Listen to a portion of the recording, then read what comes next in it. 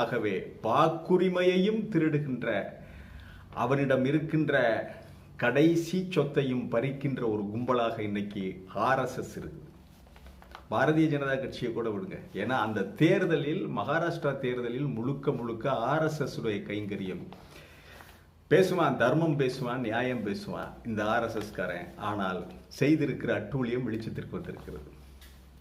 என்ன நடந்தது அப்படின்னு சொல்லி நம்ம விழாவாரியாக பார்க்கலாம். முதல்ல அந்த தொகுதி பேரு மோர்ஷி. அதுல நின்று வெற்றி பெற்றவர் பாரதிய ஜனதா கட்சியினுடைய ஆத்மராம்ஜி யாவால்கர் அவர் பேரு. அவர் 99,683 ஓட்டுகள் வாங்கி 47.45% வாக்குகளோடு அவர் வெற்றி பெற்றிருக்கிறார். எதிர்த்து நின்ற தேவேந்திர மகா தேவராவ் என்சிபி சரத்பவார் கட்சி, அவர் வாங்கிய வாக்குகள் 34,695.